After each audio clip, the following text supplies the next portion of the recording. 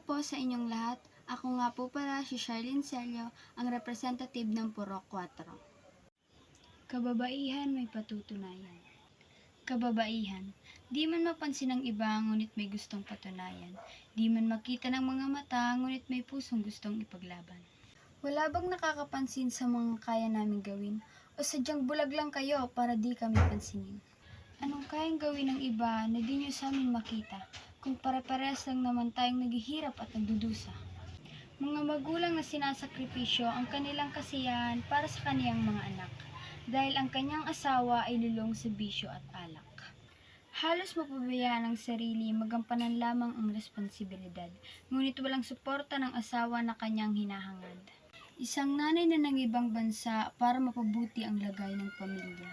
Kahit kapalit nito ay lungkot para sa mga anak, ay lalayo siya. Mga babaeng sinasakripisyo ang kapakanan ng pamilya, kahit ang kapalit nito ay dignidad basta may makain sila. Di na iniisip ang magiging resulta, basta mabigyan ng magandang buhay ay ayos na. Mga kababaihan na pamilya muna ang inuuna, iniisip ang kalagayan ng pamilya bago ang sarili nila. Nagtatrabaho para sa pamilya, ngayon sabihin niyo sa amin na hindi namin kaya. Paano kami makakalaya kung nakapokus kayo sa wala kaming magagawa? Paano may papakita ang tunay na kakayahan kung puro kayo wala namang magagawa yan? Paano kami makakawala sa mundong walang nagtitiwala? Ang kayang gawin ng lalaki ay kaya ring gawin ng babae. Ang ibang ang lalaki maraming sinasabi wala namang nangyayari. Mahirap ipaglaban ang karapatan kung alam mong walang patutunguhan.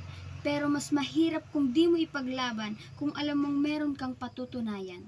Huwag mag-alinlangan, ipakita ang iyong karapatan. Huwag mag-alinlangan, di pa tapos ang laban. Imulat ang isipan at huwag magbulag-bulagan. Ang aming kakayahan ay aming ipaglalaban.